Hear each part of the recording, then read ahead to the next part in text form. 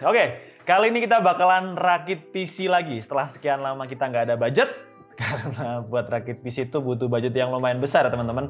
Dan terima kasih buat Asus sudah mewujudkan keinginan kita yang haus akan konten rakit PC di channel ini. Untung Asus, kalau Toyota mungkin kita bakalan rakit mobil. Langsung aja kita mulai videonya.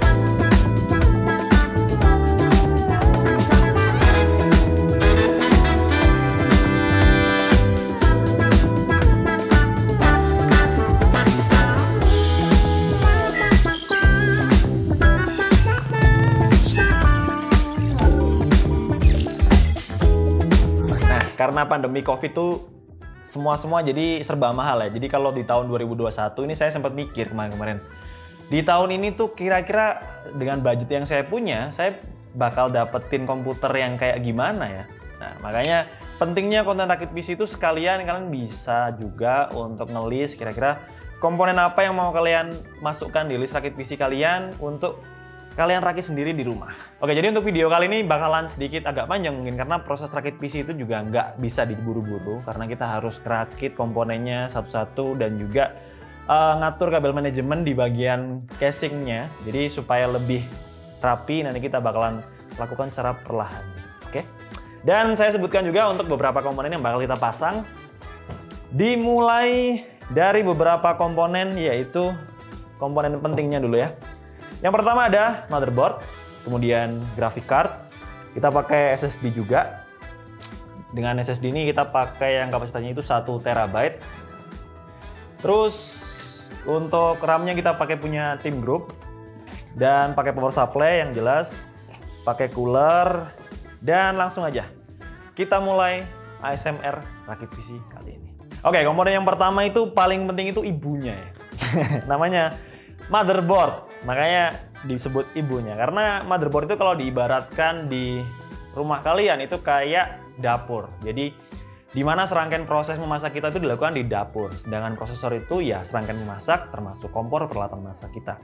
Makanya kita perlu siapin dapurnya dulu dan kita pakai motherboard dari Asus yaitu Asus TUF Gaming Z590 Plus Wi-Fi. Dan dari namanya udah ketahuan kalau ini udah punya Wi-Fi. Karena beda dengan laptop teman-teman, kalau laptop tuh biasanya kebanyakan laptop sekarang di tahun 2021 udah punya Wi-Fi semua. Jangan kalau di PC biasanya motherboardnya belum dilengkapi dengan Wi-Fi, makanya butuh dongle. Kita harus beli secara terpisah, harganya ya mungkin 100.000 sampai 200.000. Jadi udah support dengan Intel generasi ke-11. Langsung aja kita buka. Sebenarnya untuk penampakan motherboardnya itu sederhana aja. Kita dapetin motherboard, kemudian beberapa baut biasanya, terus konektor. Nah sebelumnya kita untuk merakit PC itu kita butuhin sebenarnya nggak banyak-banyak amat untuk toolnya, cuman butuh obeng plus saja. Karena kebanyakan setelah saya sekian lama rakit PC, biasanya tuh yang paling penting memang obeng.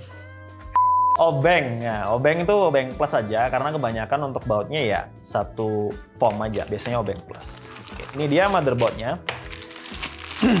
Nah, untuk motherboard sebenarnya yang paling penting tipsnya untuk memilih motherboard yang tepat atau rekomen buat kalian selain harganya, karena kalau biasanya komponen PC itu semakin mahal memang semakin bagus. Cuman parameter lainnya setelah kalian browsing itu harusnya menentukan motherboard yang bagus itu yang banyak VRM. Jadi voltage regulation module. Iya, agak mikir. Saya kalau ngomong bahasa Inggris itu agak lupa. Nah, voltage regulation module itu terletak di bagian sini nih teman-teman. Mungkin nggak kelihatan kalau di kamera, cuman kalau kalian browsing dan riset tentang seri ini biasanya bakal ditunjukkan juga untuk spesifikasi detailnya kayak VRM-nya berapa. Karena voltage regulation module itu ibaratnya kayak motherboard ini bakalan menampung suplai listrik dari power supply. Nah, untuk power supply itu punya tegangan sendiri. Kalau langsung ke bagian prosesornya, pastinya langsung kebakar gitu kan. Makanya butuh dibagi-bagi dulu, dipecah-pecah dulu ilustrasinya kayak gitu. Dipecah-pecah dulu untuk baru masuk ke prosesornya.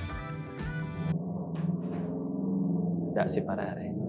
Maklum ada anak racing, jadi sebenarnya kayak gitu teman-teman. Yang paling penting selain kalian menentukan chipsetnya dulu, kalau kalian mau pakai Intel generasi 11, ya pastikan motherboardnya support juga dengan prosesor yang kalian gunakan. Kemudian jangan lupa juga lihat bagian RAM-nya, karena kalau untuk RAM sih kebanyakan untuk beberapa motherboard seri terakhir itu udah pasti support dengan DDR terakhir, DDR4. Kemudian biasanya udah dual channel, karena udah 4 slot kayak gini kebanyakan memang dual channel. Kemudian yang paling penting ya VRM-nya. Nah, untuk VRM dari TUF Gaming ini udah 14+2, jadi 16 di ARMOS. Jadi udah pasti dibagi dengan sangat baik, ditambah lagi ada shield yang berfungsi untuk mendinginkan bagian VRM masing-masing dari komponen di bagian sekeliling dari prosesornya. Seperti kalian lihat kayak gini. Ditambah lagi kalau kalian mau beli motherboard, yang paling penting ya tentuin dulu kalian mau bangun AMD atau mau bangun Intel. Oke, kita sisin dulu.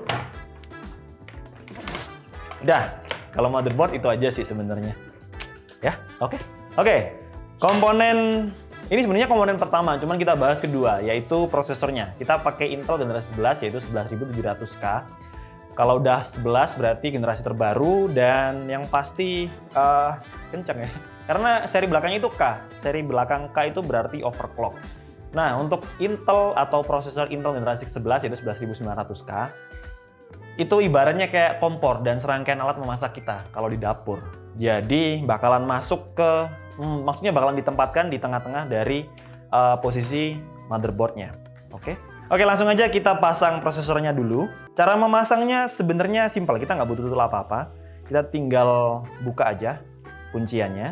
Nah, dan untuk cover dari motherboardnya biarkan di situ karena dia bakalan terlepas secara otomatis. Untuk prosesor Intel kayak gini, nggak ada kaki-kakinya.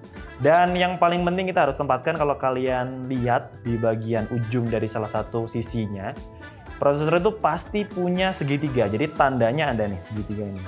Jadi setelah kita lihat ternyata untuk bagian segitiganya di sebelah sini. Jadi untuk posisi prosesornya kita menyesuaikan aja.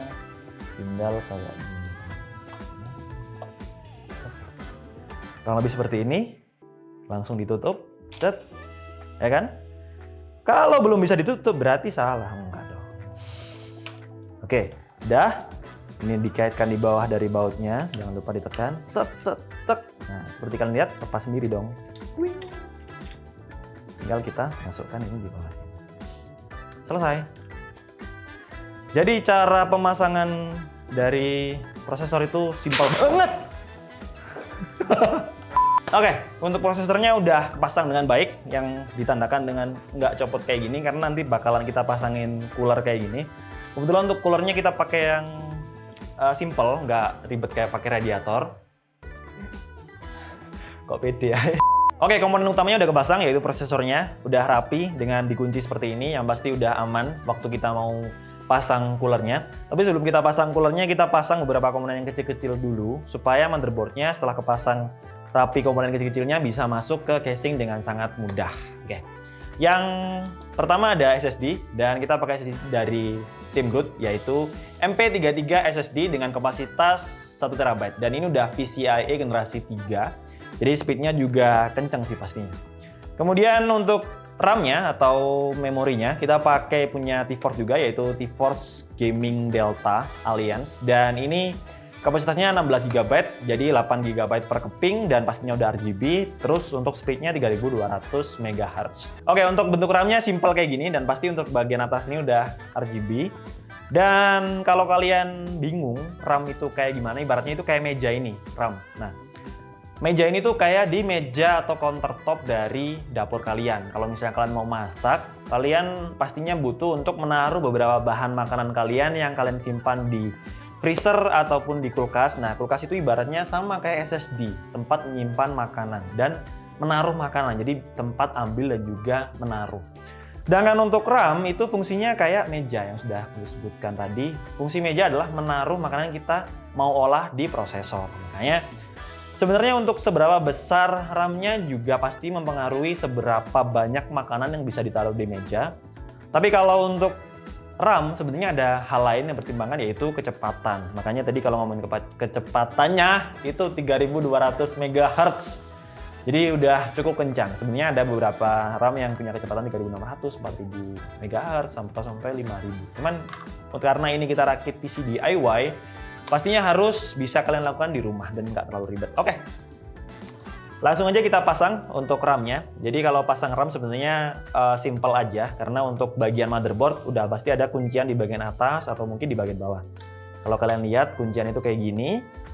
Nah, kalau bagian bawahnya biasanya nggak bisa digerakkan. Kalau untuk kuncian di bagian atas. Karena ini kita mau pakai dual channel, kita sarankan untuk memakainya selang-seling. Kok seling-seling sih?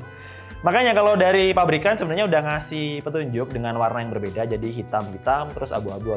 Terserah kalian mau pakai yang mana. Yang penting kalau mau pakai di slot kedua, untuk satunya kalian bisa pakai di slot keempat.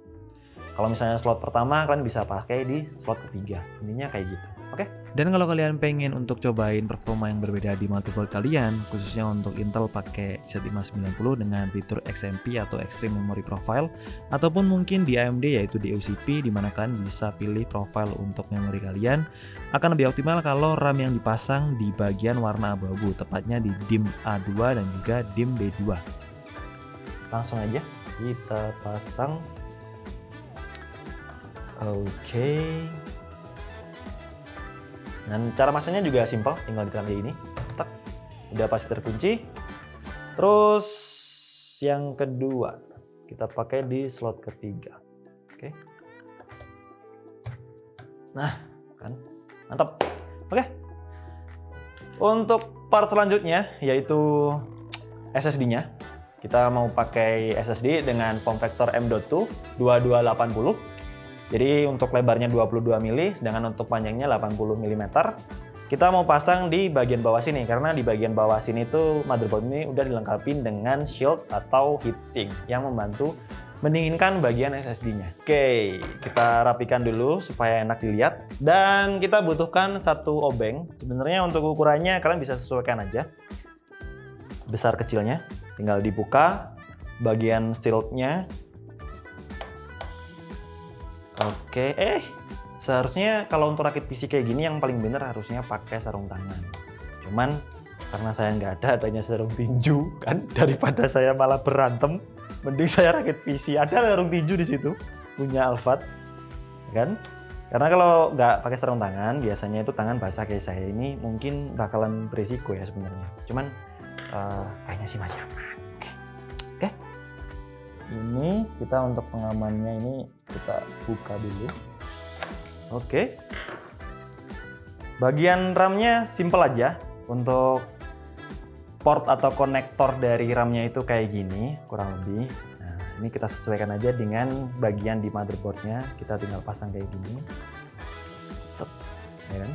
Set. Ini pasti langsung menyesuaikan ke bagian baut. Oke, bautnya jangan sampai hilang. Oke. Setelah kita pasang SSD-nya, dan hal penting kita lakukan adalah memasang kembali untuk shield-nya, karena shield ini berfungsi untuk membantu mendinginkan. Karena kalau kalian lihat bagian sini itu ada thermal pad, jadi berfungsi untuk langsung bersentuhan dengan bagian SSD-nya supaya nggak terlalu panas. Karena SSD itu fungsinya juga sama untuk loading dan juga loading atau writing dan juga reading. Oke lah, pokoknya kayak gitu teman-temanku. Menetap dengan bagian bawahnya. Oke, kita pasang dulu untuk bagian ini. Sampai sini semoga teman-teman ngerti. Untuk selanjutnya kita bakal pasang coolernya, karena sama kalau prosesor itu nggak dibekali dengan sistem cooling yang baik, pastinya untuk melakukan pekerjaan itu bakalan semakin lama karena temperaturnya juga semakin tinggi. Makanya kita butuh cooler juga, dan untuk cooler kali ini kita pakai dari Atik Freezer 34 eSport Duo, dan udah dibekali dengan 2 kipas. Jadi di bagian tengahnya terdapat heatsink yang berfungsi untuk menyalurkan panas dari panas dari prosesornya, terus dibuang panasnya oleh kipasnya kayak gitu. Dan untuk yang kita pakai ini bukan model radiator ya. Kalau untuk radiator itu biasanya ada selang, terus ada water blocknya ke bagian prosesornya. Cuman kita pakai simple aja, jadi heatsink langsung ditempelkan ke bagian prosesornya. Oke. Untuk apa? Untuk coolingnya sebelumnya kita pakai pasta dulu supaya nggak langsung panas kayak gitu. Oke. Nah, jadi coolernya itu kayak gini teman-teman. Oke. Jadi untuk konektornya simple aja, nanti cukup ke fan di bagian motherboard, ada yang pakai masih lama kayak gini, ada yang udah pakai ke fan 4 pin ya, ada yang masih 3 pin kayak gini. Nah ini tips penting teman-teman yang mau pasang pasta atau aplikasikan pasta sendiri, karena kalau biasanya PC itu di maintenance ya. Di maintenance itu berarti harus ada beberapa kali pengecekan atau rakit ulang karena memang digunakan selama berapa tahun, makanya kadang pastanya itu mengering. Nah, jadi kita harus pasang pasta ulang. Nah triknya untuk pasang pasta yang terbaik adalah mode X, bukan XXX tapi X aja. Kalau XXX itu kesukaannya Tomo. Nah, kalau yang macam-macam sih sebenarnya tekniknya, teknik biji jagung kayak titik gitu di tengah. Cuman yang paling maksimal setelah kita pakai kaca untuk lihat, ngecek, nge-spread pastanya kayak gimana, yang paling terbaik adalah mode X. Terbaik.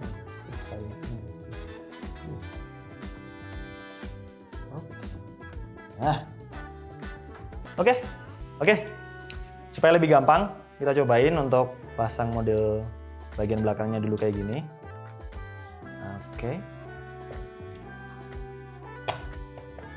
Oke, setelah pasang kita sesuaikan dengan bautnya yang di atasnya.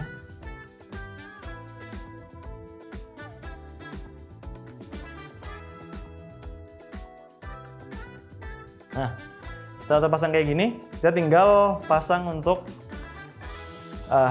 kuncian ini ya.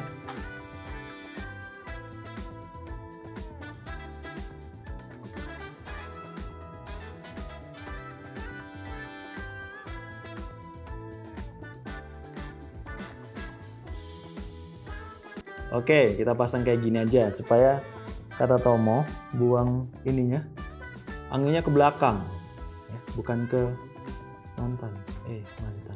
Mantan. Oke. Untuk selanjutnya kita bakalan langsung rakit, yaitu power supply. Kalau power supply itu ibarat kayak tenaga yang digunakan di komponen ini untuk mentenagai komponen-komponen ini, mensuplai tenaga di komponen-komponen ini. Jadi dengan adanya power supply kayak ibaratnya kompor kalau di dapur kalian. Kompor tuh ada LPG-nya, terus nyuplai apinya ke bagian prosesor kayak gitu, terus ke bagian RAM-nya, ke bagian VGA-nya. Langsungnya kita pasang langsung ke casing-nya. Untuk power supply yang kita gunakan yaitu dari TUF Gaming juga, yaitu TUF Gaming 650 watt. Dan ini sertifikasinya bronze. Sebenarnya untuk bronze itu ya cukup dengan 82% efisiensi daya. Jadi 18%-nya itu dibagi untuk panas. Sedangkan sebenarnya yang rekomend itu ya untuk sertifikasi dari power supply harusnya silver, gold, terus platinum ataupun yang paling tinggi. Saya lupa apa yang paling tinggi. Tapi kalau nggak salah yang tertinggi, yang di atasnya platinum itu masih ada lagi. Yang jelas kalau udah dari silver, gold biasanya 80%, sama sebenarnya untuk bronze juga 84%-an. Cuman kalau untuk yang platinum itu udah di atas 90%, jadi sisanya itu dibuang jadi panas. Jadi untuk daya yang didapatkan itu kalau misalnya 84% dan 84% dari 650 watt ini. Dan kalian juga harus hitung kalau untuk mau beli power supply, harus hitung juga kira-kira kebutuhan komponen-komponen kalian itu berapa aja. Itu kalian bisa tambahkan dan totalkan sendiri. Setelah itu baru kalian beli power supply yang sesuai, karena sebagus apapun komponen kalian di rakit PC, kalau bagian power supply-nya itu kurang, biasanya kurang stabil untuk tegangan listriknya. Dan sebenarnya untuk power supply ada tiga tipe. Jadi yang pertama non modular, jadi yang pakai kabel banyak. Terus yang kedua itu semi modular, jadi kabel 24 pin dan 12 pinnya itu udah jadi satu, cuman ada beberapa kabel lagi yang kita bisa pasang dan juga copot. Terus yang fully modular, dan biasanya yang fully modular itu yang paling mahal. Oke, langsung aja kita buka. Nah, ini udah ada sertifikasinya ya. Kalau beli alat-alat hardware gaming ini pasti didapetin beberapa stiker yang kita bisa tempelin nanti di bagian casing kita.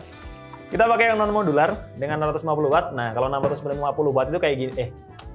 Kalau non modular itu kayak gini teman-teman. Jadi ini kabelnya ini banyak, ini nggak bisa dicopot. Ya kita harus rapikan nanti waktu kita atur kabel manajemennya. Wah kan, bener kan? Apa tuh? Ini dia power supply yang bakal kita pasang. Kemudian untuk komponen yang kita gunakan selanjutnya yaitu casingnya. Untuk casingnya ini mid tower ya. Saya kelihatan nggak sih di situ? Nggak ya? Kita buka aja. Ini rakit PC biasanya dibantu Tomo, sekarang Tomo nge-vape di situ. Enak-enak, gaji buta. Nggak. Ini bukan sindiran, ini gimmick aja Tom. Oke. Nah, untuk casingnya kayak gini. Nah, untuk casing ini tuh ukurannya mid tower. Kalau yang fully tower biasanya lebih besar lagi. Ditambah kalau fully tower tuh sebenarnya juga untuk ukuran motherboardnya sebenarnya support untuk beberapa motherboard yang sama. Kalau yang ini juga akan ATX sama. Cuman kalau yang mid, yang fully tower tuh biasanya lebih besar. Kalau untuk desainnya sih kayak ala-ala tactical gitu ya. Bagian ini ada strap-strapnya gitu. Sebenarnya ini aksesoris saja. Untuk port I/O-nya juga di atas ini. Kalau teman-teman lihat. Dan bagian samping udah pakai casing, pakai cover temper. Oke. Kalau untuk serinya TUF Gaming GT301. Ya. Untuk harganya kalian bisa cek di sini. Biar editor capek kapok.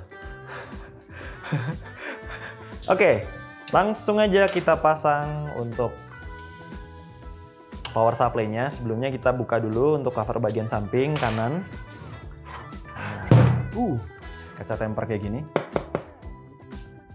Ketersediaan fan atau kipas. Nah, untuk GT301 ini udah dilengkapi dengan 4 kipas. Yang pertama di bagian depan sini ada 3 kipas dengan ukuran 12 mm. Kemudian yang di bagian belakang ada 1 kipas dengan ukuran 12 mm juga. Cuman kalau teman-teman mau pakai kipas tambahan, kalian bisa tambahkan di bagian atas ini. Tentunya juga berguna buat kalian yang pakai coolernya itu radiator. Jadi kipasnya ditaruh di atas ini dengan ukuran 240 mili, pastinya bisa pas dan fit banget dengan space di bagian atas ini. Langsung aja. Nah, ini saya suka dari casing ini adalah udah dilengkapi dengan power supply cover. Jadi meskipun kita pakai power supply non modular kayak gini dengan banyak kabel kayak gini, tentunya nggak semua kepasang ya teman-teman ya, karena komponen yang kita gunakan juga variatif banget. Jadi kita butuh space untuk menyembunyikan beberapa kabel yang nggak kepakai. Jadi pilihannya kalau nggak ada power supply cover kayak gini ya di bagian belakang. Jadi yang paling penting kita gunakan nanti untuk kabelnya ada 24 pin ke bagian motherboard. Kemudian ada 12 pin yang bertuliskan CPU biasanya. Cuman karena kalau nggak ada ya kita cobain aja lihat. Kalau yang jadi satu kayak gini biasanya udah yang buat CPU. Sedangkan untuk yang dipecah gini biasanya VGA yaitu untuk, nah ini dipecahkan ada 2 kayak gini. Ini untuk VGA-nya nanti untuk graphic card-nya. Kita buka bagian belakang untuk pasang power supply-nya dulu. Oke. Nah, kalau teman-teman lihat di bagian belakang sini banyak kabel, jangan bingung sebenarnya. Saya juga bingung sebenarnya. Enggak dong, masa yang nerangin bingung. Oke, jadi ini yang pertama ini ada port untuk USB 3. Itu kan udah tulisannya karena saya nyontek. Terus ini ada beberapa port I/O. Di sini udah ketulis tuh kayak power SW, reset SW. Nanti kita bakal cek di motherboard manual book-nya untuk kita pasang ininya. Jadi jangan lupa untuk membaca manual book karena ini penting sih. Nanti nancep ke bagian bawah sini dengan jalur di bagian dalam sini. Oke. Ininya enggak tuh. Maaf ya teman-teman, kadang ngeblank untuk motherboardnya maksudnya. Kita masukkan dulu, kita cocokkan juga dengan bagian belakang. Oke, setelah motherboard kepasang, beberapa bautnya yang kita butuhkan kepasang di bagian motherboard dan casingnya, bikin motherboard ini udah aman kalau diberdirikan. Kita mau pasang 24 pin, jadi kunciannya di bagian sini. Harus ketemu kuncian, jadi ya mau nggak mau harus kayak gini. Harus memutar gini. Oke. Nanti kita tinggal rapikan. Kemudian yang paling sulit biasanya yang di atas nih. karena posisinya emang kejepit banget kalau pakai model cooling kayak gini.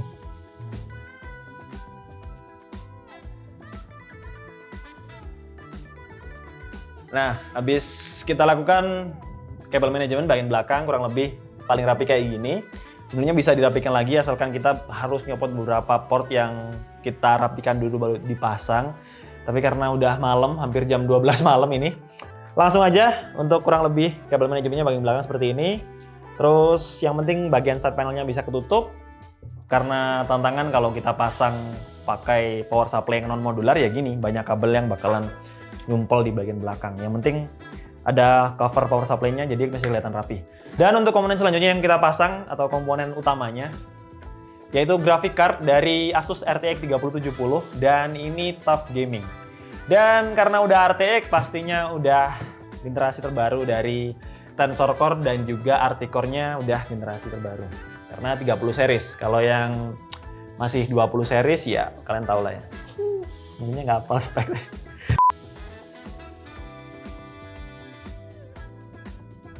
Oke, simpel banget kalau mau pasang VGA card.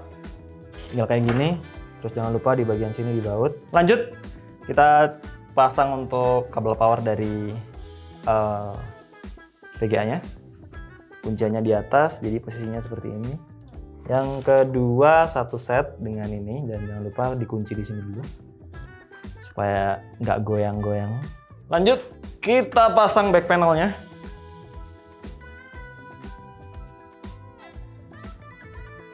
Kita mau cobain juga sekalian dengan monitornya dari Asus dan ini adalah Asus TUF Gaming VG1R series. Belakangnya karena udah nafas sudah ngap-ngapan dan ini berukuran 23,8 inch dan nanti kita buka aja. Untuk spesifikasi lengkapnya kalian bisa lihat sendiri di bagian layar. Oke, karena saya lebih baik merakit PC daripada menghafalkan spesifikasi, jelas deh. Kurang lebih kayak gini, jadi lebih simpel aja langsung kita pasang ke bagian kakinya. Hubunganmu yang ribet bukan TV ini. Kalau masang TV ini mah simpel. Nah, tinggal pasang gini aja, satu tangan mah bisa. Untuk ukuran monitor seperti ini menurut saya cukup besar. Kalau digunakan untuk produktivitas ya. Kalau untuk main game juga cukup. Ini kayak kelihatannya kayak UFO teman-teman. Nah, ini sebenarnya bisa terbang. Coba editor bisa terbang. Hapus. Oke. Satu, the moment of truth. Kok menghitung dulu? Setelah, yuk kita cobain. Oke, kita lihat. Dan karena ini memang komputer baru ya teman-teman, jadi belum keinstall Windows-nya. Jadi untuk tahu performa dan juga install Windows, kita mau lakuin sekarang aja. Oke.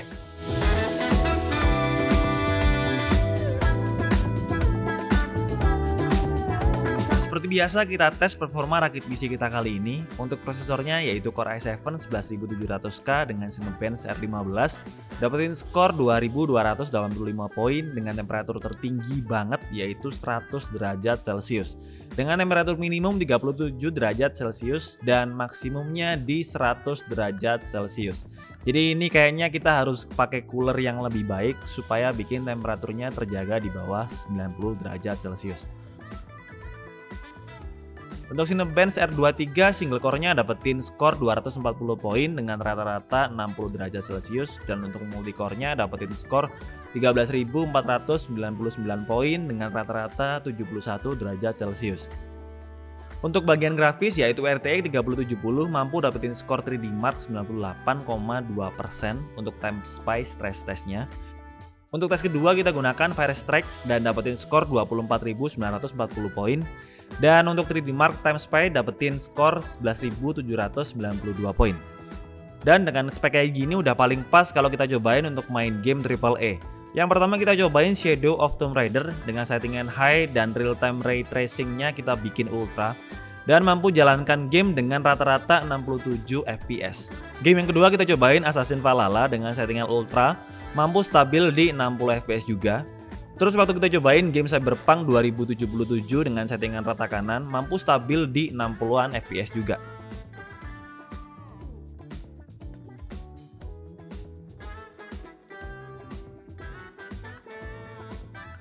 Untuk game PUBG PC udah mantep banget, bisa stabil di angka 100 fps lebih.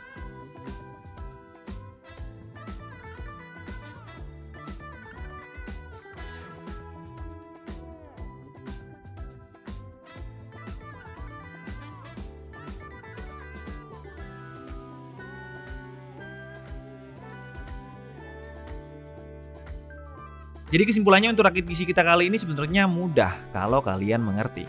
Dan bisa kalian coba lakukan sendiri di rumah. Tapi tetap biasakan untuk belajar dan nonton video tutorial rakit PC yang menurut kalian bagus. Dan ikutin step by stepnya. Dan jangan lupa update terus pengetahuan tentang komponen supaya kalian semakin bijak saat memilih komponen yang tepat sesuai dengan budget kalian. Dan berikut adalah total harga komponen yang kita gunakan untuk rakit PC kita kali ini. Dan pakai setup kayak gini kita jadi bisa school from home setup. Dan segitu aja untuk video kali ini. Jangan lupa like videonya jika suka, dislike aja kalau kurang suka, dan tulis pendapat kalian di kolom komentar. Support terus DKID dengan cara subscribe. Sampai ketemu di video selanjutnya. Bye-bye.